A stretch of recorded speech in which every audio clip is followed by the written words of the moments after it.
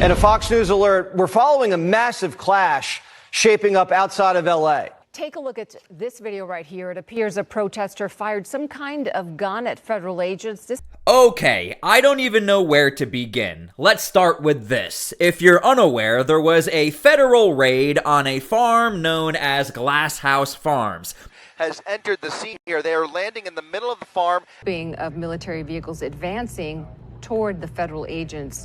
Congressman Salud Carbajal was denied entry when he tried to get past federal agents into the farm. There's like 9 different videos we can make just from this event, but I'm going to condense it all into one video. From a member of Congress being denied access into the farm, a protester firing his firearm towards federal agents, the National Guard was attacked. There's a lot to cover, so stick with me, we're gonna get through this together. Now, before we start the video, make sure to please like the video. It's the #1 way you guys are helping this channel, but it also helps others see the videos as well, and I think people need to see what's happening right now over at this cannabis farm in California.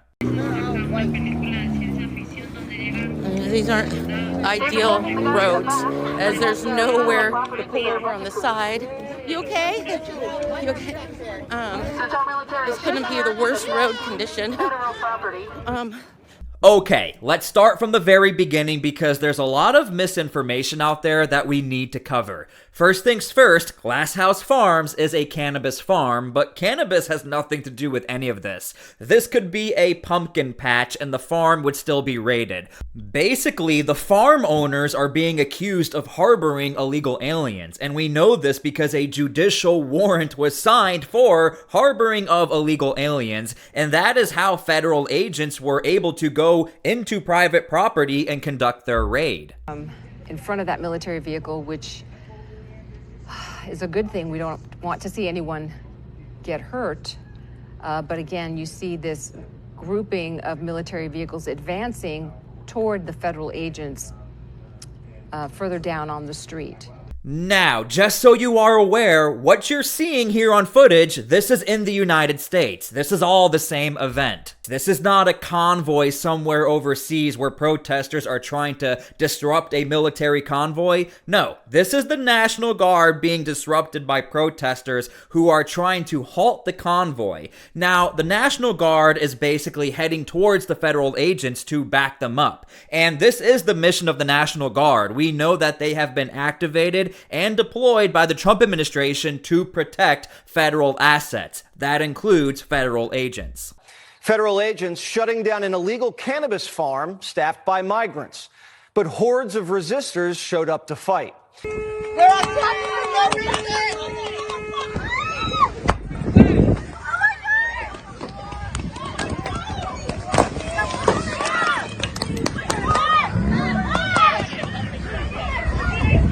Okay, so where are these protesters coming from? Why did a protester use a firearm against federal agents? We're about to dig into all of that. Before we do, make sure to please subscribe to my channel so I can give you guys more updates on this story. Like, for example, the man who used a firearm, the FBI is after him, so I want to make sure to update you guys on that. Please subscribe. Here we go.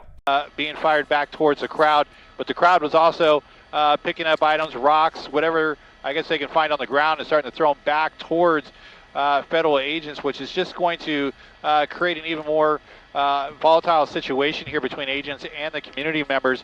And they at some point are just going to continue to push this crowd further and further away.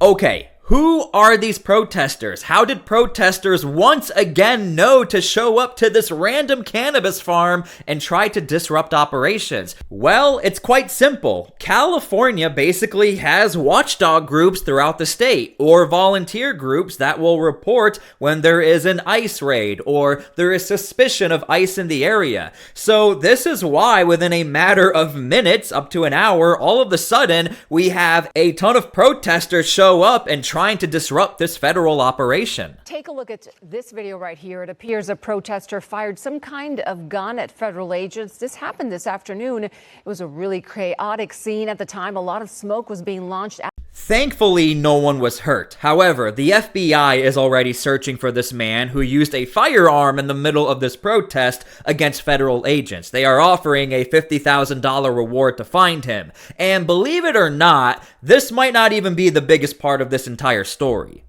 Is there any update on finding those children? And in what cases have you been tracking these kids being forced to work underage and in violation of labor law? Tiana, you're absolutely right. Under the Biden administration, it was about 300,000 unaccompanied children who were lost in the system. I think it's an untold story that needs to be shared widely. This, to me, is the worst part of the story, and I do think the Trump administration is furious as well. Basically, if you look through a lot of the footage, and I can't show you this footage, and I would never show you this footage, there are children running in the background. And many people were asking, why are there kids on this farm? Did they show up with the protesters? No, those kids were there alone. They were in the fields. According to Homeland Security, those were unaccompanied kids. Basically, the accusation is they were working in those fields as children. So I might make a separate video on that, but that is another whole crucial part of this story. There are protesters fighting against the federal agents, while federal agents are trying to save these kids who are alone in this cannabis field without any parents to be with them or any support around them. Oh shit, what's that?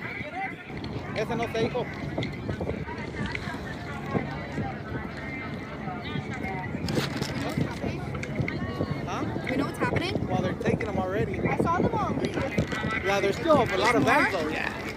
Earlier there was like, I counted like 16 bags. I know, I counted like There was a 10. lot. Like 6 Like, or 7. yeah, I thought there was more than I counted. No, there's a lot. I think many of you know this, but every single time somebody gets caught throwing a rock at a moving vehicle like we just saw, the FBI tends to come after you very fast. However, I actually could not find any post by the FBI or any indication that the FBI is going after those people who were throwing rocks at multiple federal vehicles. I do think it's because the severity of the man who was using a firearm and the fact that there were unaccompanied children on this farm, I think they're first trying to sort that out, and then they will get to the protesters who were throwing rocks at moving vehicles. Call 911! Call 911! Where's the police? Where's the police? We're literally chanting and they're shooting at us. Okay, so this is a very common theme when it comes to these protests, and this is actually one of the main reasons how I even got into this type of content. Basically, in a lot of the videos we see, protesters get mad if the police are in the area, or on the flip side, protesters will ask for the police to be in the area to try and stop ICE. At the end of the day, and these protesters obviously did not know this because nobody knew about this until after the fact, there was a judicial warrant that was signed for the federal agents to be there. So regardless, the police department has nothing to do with that operation, and legally speaking, the police department would actually be breaking their own law if they were helping out in these deportation raids. So again, every time we cover California, it's very common for protesters to either request the police to help or to tell the police to go away.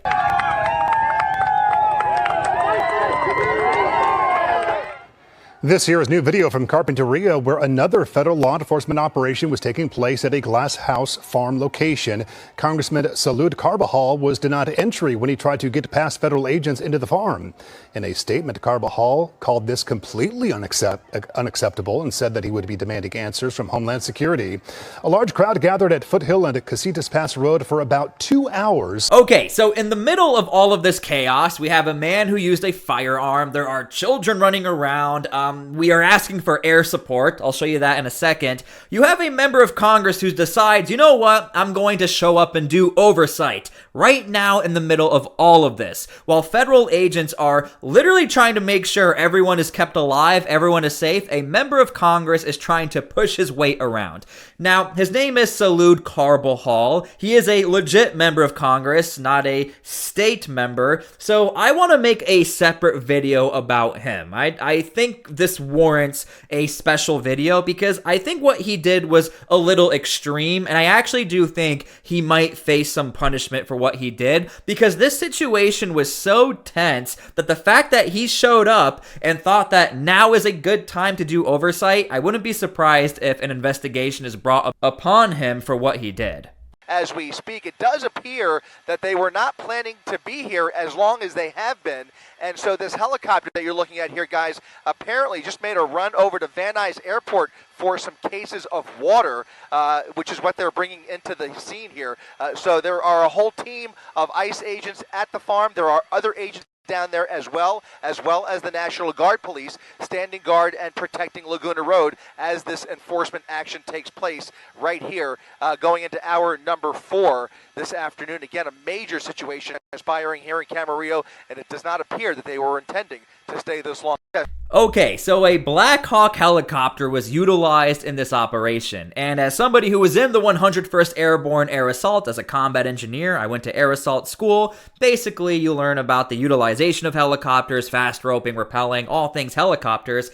Using a Black Hawk helicopter in the middle of this operation is a big deal, but it really shows us the combined effort here. This is Border Patrol utilizing this helicopter. We also have the National Guard who's here. We have Homeland Security as a whole using all of their assets to conduct this operation. Again, what we're seeing here, I really think, is going to be a new wave of operations throughout the entire state of California, where this right here, this is a message. We have all of the assets we need, and you're not going to get in the way of us. We have the National Guard, we have air support, and we have the money now from the big beautiful bill to bring in more support as well. Politicians and the rhetoric that clearly seems to be fueling much of this, but you've also got some distortion of the facts. This was a post that California Governor Gavin Newsom put up yesterday. Kids running from tear gas, crying on the phone because their mother was just taken from the fields. Trump calls me new scum, but he's the real scum. Okay, so if you are unaware, Gavin Newsom loves the internet. He loves X, formerly known as Twitter. And I know a lot of times Democrats question how Donald Trump uses his personal accounts on social media, but I think sometimes we need to take a look at Gavin Newsom, because he was just going off on random accounts. Like, he went off on a big account known as Libs of TikTok. He started talking about Nancy Mace, where she challenged Gavin to a debate. He reposted Patriotic Night Owl, going off on him. So again, I just wanted to point out that Gavin Newsom, when all of this news was coming out, he started ranting and yelling at other accounts on the internet. We later find out there were 10 juveniles in that operation. They did it during the last administration, except this time the rhetoric's at an all-time high. Every day I get up and I read the media posts at the White House, and 90% of the stories are just fake. They're lies. So, and people say, well, the polls are kind of turning against Donald Trump a little bit on immigration. First of all, I don't believe it. If the polls turn it off, because all the fake news out there. I was not able to find an actual formal statement from the governor of California. He does have a personal page, and he has a actual politician governor page. It's the one with the gray check mark. If you want to keep up to date with what he has to say about the children running around on this farm, be my guest. But there's nothing as of right now. But according to Border Patrol, there is now an official investigation into the facility. In fact, they were actually responding to Governor Gavin Newsom. Also, too, you mentioned, Martita, that you are executive director of this organization and that you guys befriend family farm workers and also their families. What has been, you said they're obviously terrified, immense fear, I'm quoting you, but they're still showing up for work because they want to make money. Okay, now if you've been following my channel, you know about this clip, and I think a lot of people forgot about this. The Trump administration at the very beginning of these deportations were asked, are you going to go into the farms and possibly disrupt our food supply chain? Here's what Stephen Miller had to say. Well, I mean, I'm sure it's not your position, Jake, you're just asking the question, that we should supply America's food with exploitative illegal alien labor. I obviously don't think that's what you're implying. Only 1% of alien workers in the entire country work in agriculture. The top destination for illegal aliens are large cities like New York, like Los Angeles. and small industrial towns, of course, all across the heartland, as we've seen with the Biden floods. Okay, so this clip was very early on in the Trump administration, and Stephen Miller is indicating, statistically speaking, there's no point to go into these farms and waste our resources because the illegal immigrants are vastly in the city or metropolitan areas.